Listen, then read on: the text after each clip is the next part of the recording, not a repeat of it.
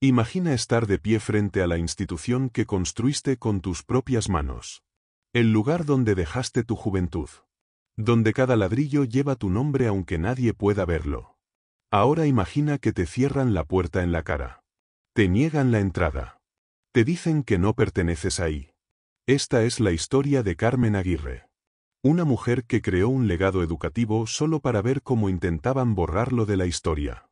Lo que no sabían es que la verdad, como el agua, siempre encuentra su camino. El sol de la mañana iluminaba la fachada del Instituto Educativo Esperanza. Los estudiantes entraban alegres, con sus uniformes impecables y sus mochilas al hombro. Entre el bullicio, una mujer de 65 años observaba desde la acera. Su cabello canoso recogido en un moño sencillo. Sus ojos atentos detrás de unas gafas de montura delgada. Carmen Aguirre respiró profundo y cruzó la calle. Había recibido una carta formal la semana anterior. La junta directiva solicitaba su presencia para discutir asuntos relacionados con la celebración del 40 aniversario del instituto. Carmen no había pisado ese edificio en 5 años. No desde su jubilación anticipada. Una jubilación que nunca deseó. La secretaria en recepción la miró sin reconocerla. Carmen se presentó con voz serena. La joven consultó una lista y le indicó la sala de juntas. El camino hacia allí era tan familiar para Carmen como su propio rostro. Cada pasillo guardaba una memoria. Cada aula un pedazo de su vida. Al abrir la puerta de la sala de juntas, 7 rostros se giraron hacia ella.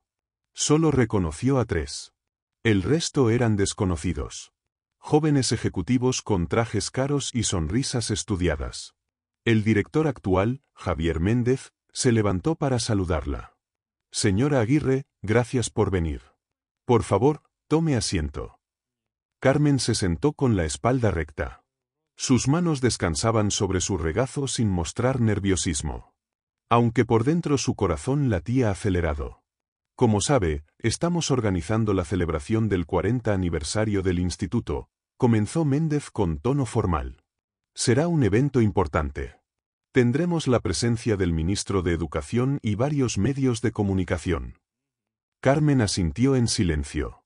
Esperaba que le pidieran participar en algún homenaje. Quizás un discurso.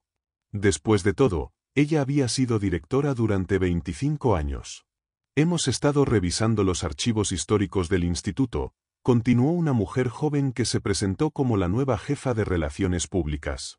Y hemos encontrado ciertas inconsistencias que nos gustaría aclarar. La palabra inconsistencias hizo que Carmen se tensara ligeramente. Observó cómo la mujer abría una carpeta y sacaba varios documentos. Según los registros oficiales, el instituto fue fundado por el profesor Roberto Guzmán en 1983. Usted aparece como la segunda directora, asumiendo el cargo en 1988 tras la muerte del profesor Guzmán. Carmen parpadeó confundida. Aquello no era cierto. No era ni remotamente cierto. Disculpe, pero debe haber un error, respondió con calma. Yo fundé este instituto en 1983. Roberto era mi esposo. Trabajamos juntos, pero el proyecto educativo fue principalmente mío. Los miembros de la junta intercambiaron miradas incómodas. Javier Méndez carraspeó antes de hablar. Señora Aguirre, entendemos que con los años los recuerdos pueden confundirse. Pero los documentos oficiales son muy claros. El profesor Guzmán figura como fundador y primer director. Su nombre aparece simplemente como esposa del fundador. Carmen sintió que le faltaba el aire. Era como si de repente le hubieran arrebatado 30 años de su vida. 30 años de trabajo, de sacrificios, de sueños. Eso no es posible, dijo finalmente, manteniendo la compostura. Yo diseñé el proyecto educativo.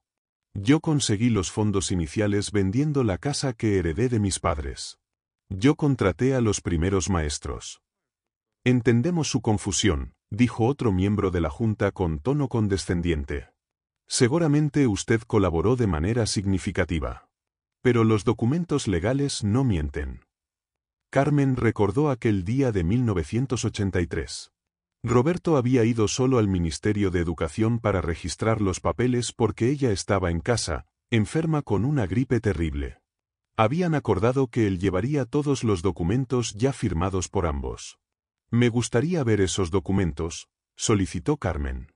Le entregaron una carpeta. Al abrirla, su corazón dio un vuelco.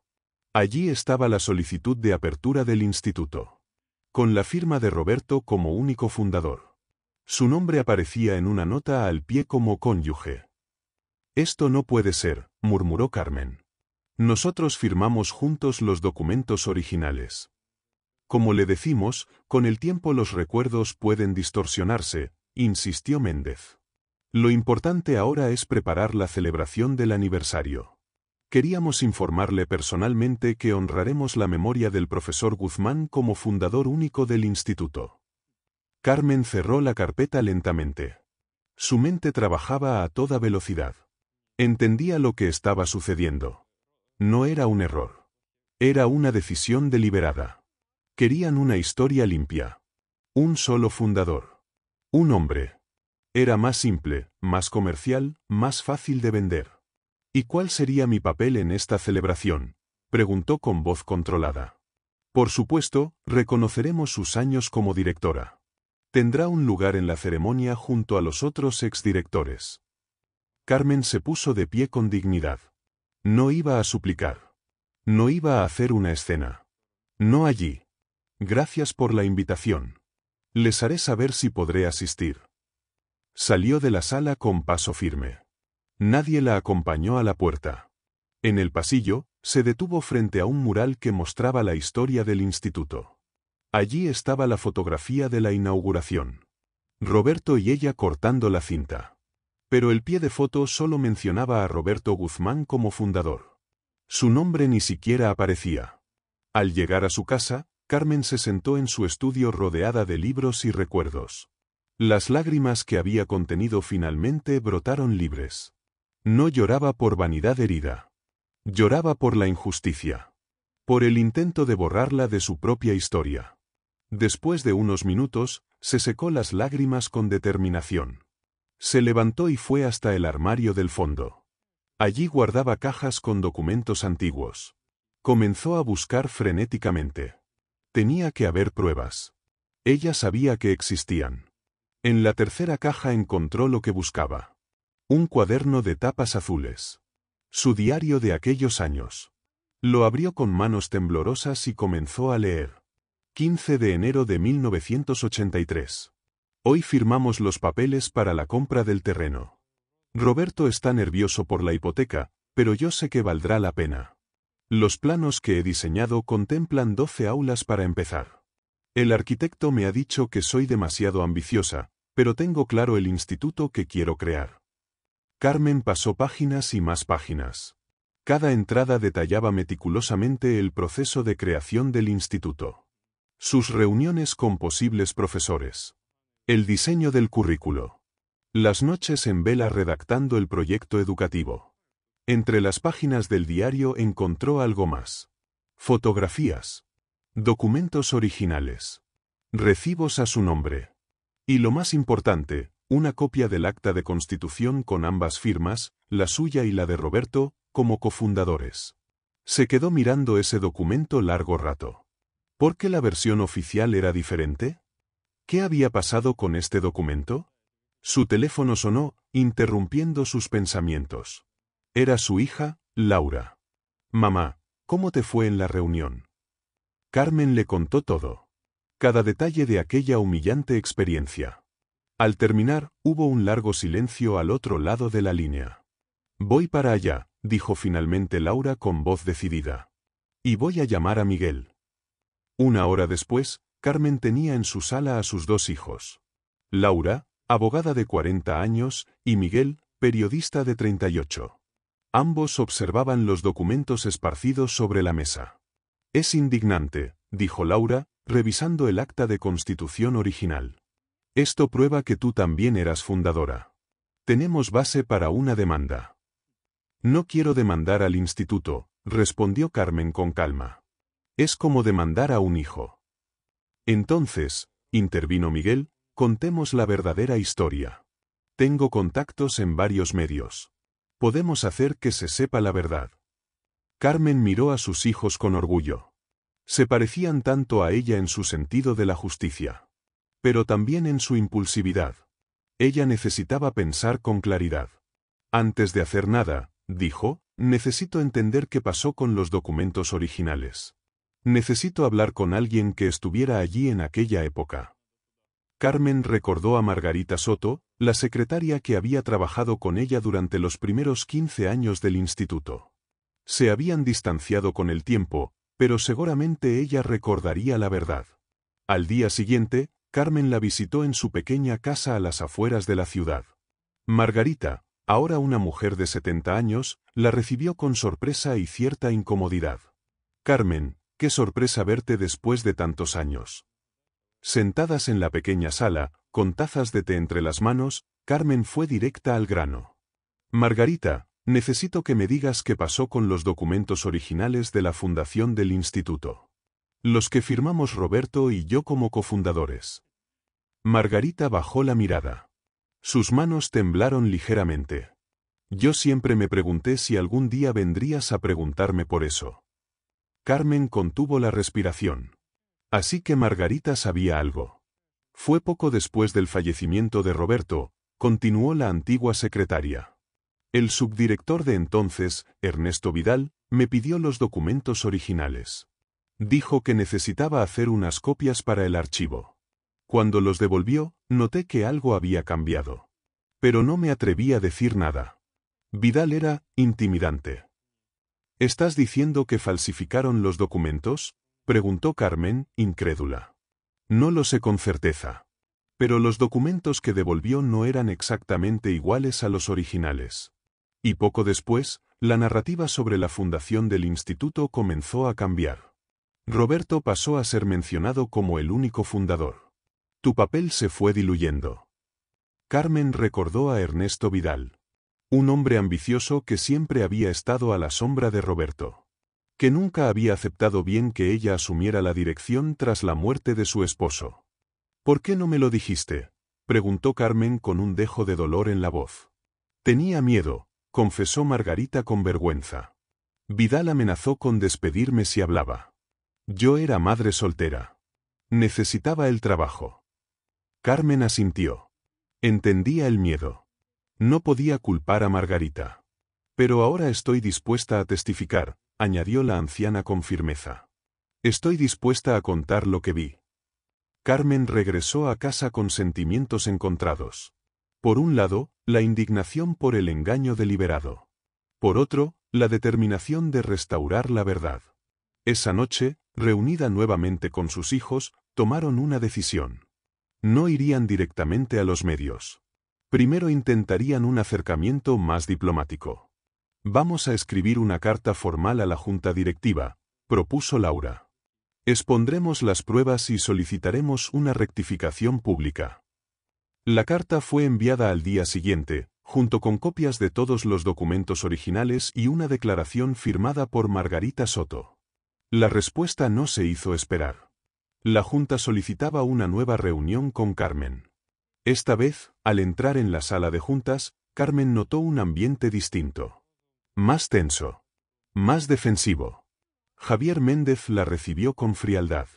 Señora Aguirre, hemos recibido su carta y los documentos adjuntos.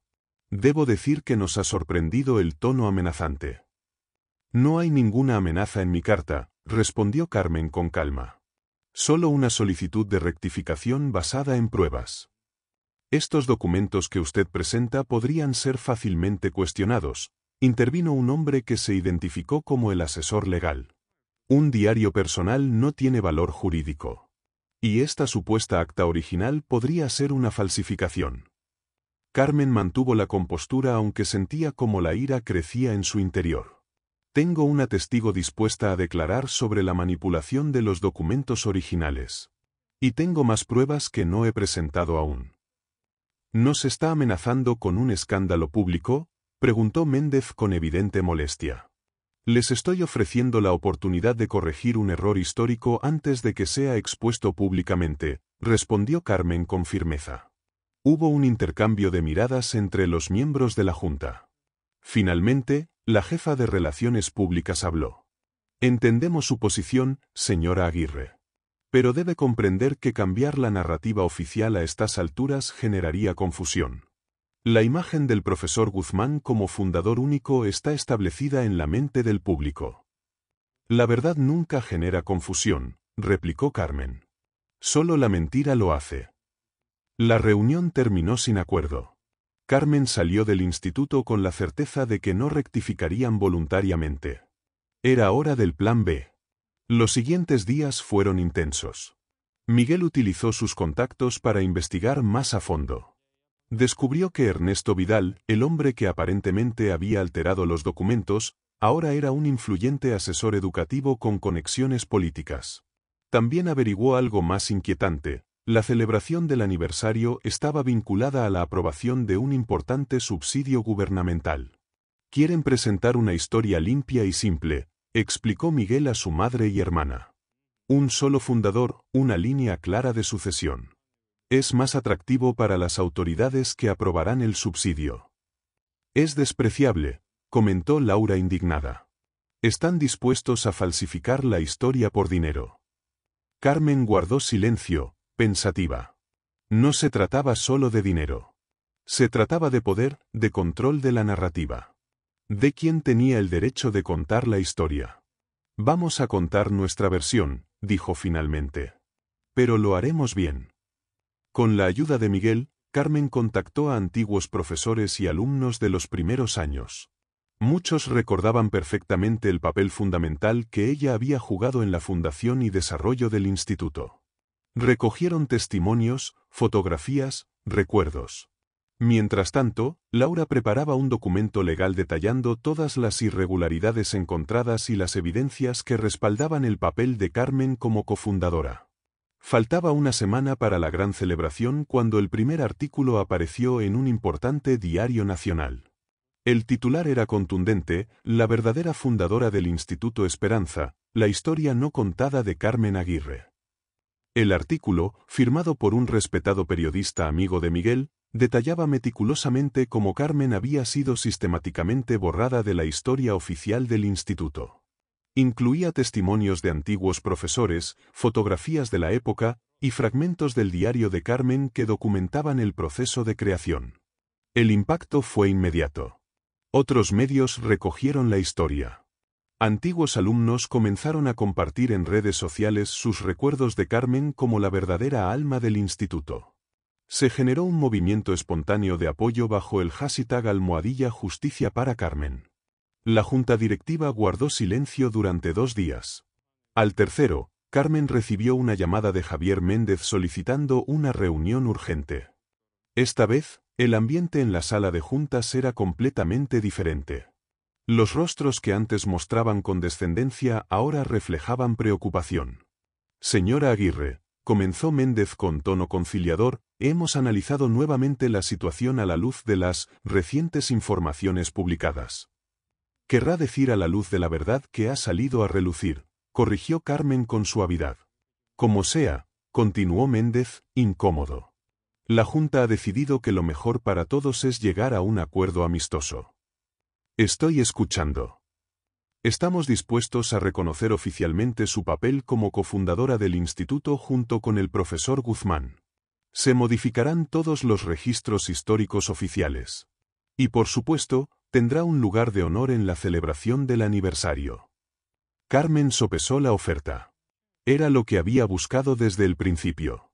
Pero ahora, después de todo lo ocurrido, parecía insuficiente. ¿Qué hay de una disculpa pública por intentar borrarme de la historia? Méndez se removió inquieto en su asiento. Podemos emitir un comunicado reconociendo el error histórico. Y quiero que se cree una beca anual con mi nombre para estudiantes mujeres interesadas en educación o ciencias. Financiada por el instituto. Eso podría ser complicado desde el punto de vista presupuestario, comenzó a decir el tesorero.